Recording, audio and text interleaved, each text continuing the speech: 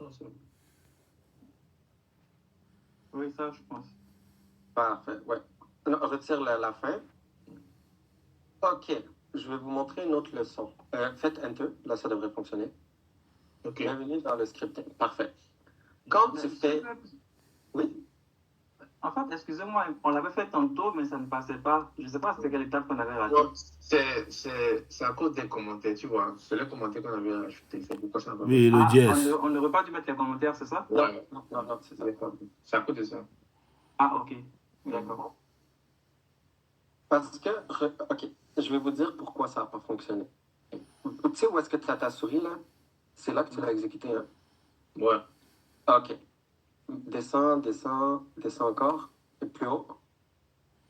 Plus haut, plus haut. Et là, c'est là que vous avez exécuté avec le commentaire. Ouais. Parfait. Votre code a fonctionné. Ok. Parce que regardez qu'est-ce que ça écho à la ligne 2. Si tu lis ton erreur au complet, après la ligne 2, c'est écrit Bienvenue dans le script avec Vim. Ça, il a fonctionné. Mais après, tu lui as rajouté dièse exécuter le script. Et tu vois, à la fin, c'est écrit commande not found. C'est parce qu'il a exécuté ton script et après ça, il a exécuté quelque chose après qu'il n'a pas trouvé. Ok. C'est pour ça qu'il a mis not found. Ouais, je vois. Ok. Là, fais Vim et mon script, mais fais pas Enter. Je vais vous donner des petits trucs. Retenez bien ça. Fais Vim. Pas Fill, Vim. Vim. V-I-M, ouais. M. Ouais. Et il y a un L. Comme la première commande que je vous ai dit de faire. C'est la première commande que je vous ai dit de faire. V-I-M. Vim. Comme ça. V, Ok, M. Ouais. Parfait. Là, tu écris mon script, comme tu as fait. Parfait. Stop. Là, tu vois, Vim, mon script est en gras. Mon script, t'as vu, il est en gras. Fais une erreur dans le script. Mets 2T à la fin. Alors, après script. Pas après l'autre. Avant le SH. Ouais.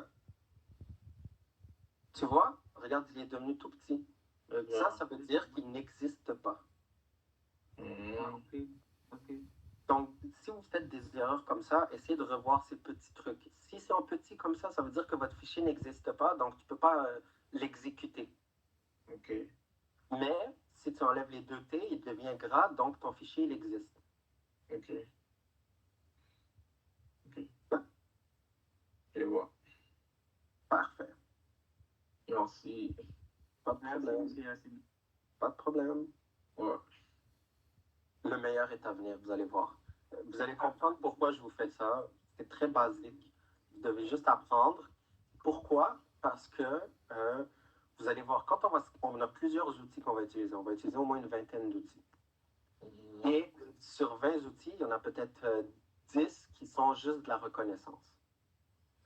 Et quand on va faire de la reconnaissance, on ne veut pas, exemple, tu veux faire de la reconnaissance sur desjardins.com, tu ne vas pas aller sur 10 outils différents et rentrer scan-desjardins.com. Scan-desjardins.com 10 fois. Ce qu'on va faire, c'est, on va créer un script, mais ça va être à la fin de la session, un script que tu vas lui rentrer jusqu'à ce que le domaine que tu veux en haut, et lui va exécuter les logiciels un après l'autre.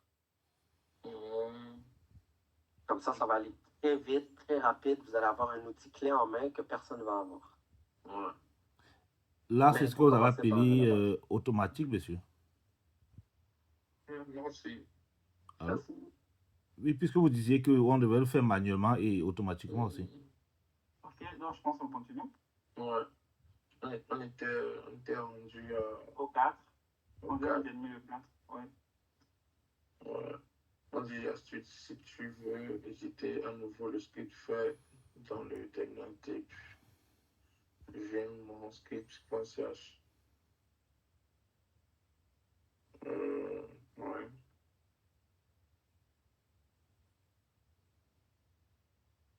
Éditer, hein, éditer, ok. On le fait? Hein? On le fait, éditer? Ou, Ouais. ok. si tu veux éditer un nouveau onglet, bon, yo, on se mieux. On continue. C'était tout là.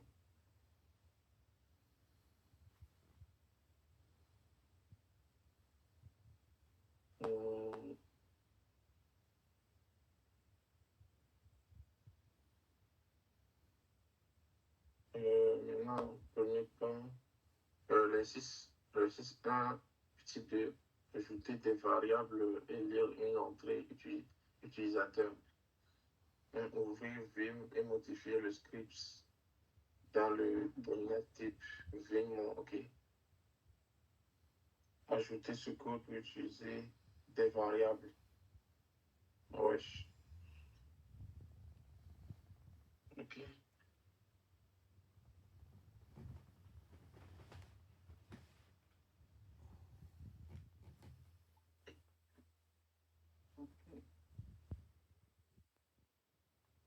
Script dans le terminal, ajouter connexion. Ajouter un session. Oui. Donc, c'est dans le terminal qu'on retourne en fait. Ouais. Vim script.sh. Dans le terminal Vim, on retourne dans le terminal, ouais. Ouais. Donc on ajoute ce code et donc ça fait ça.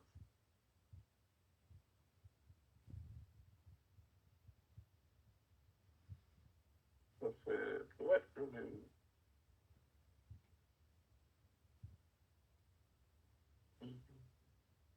Est-ce que là c'est le terminal? Non, c'est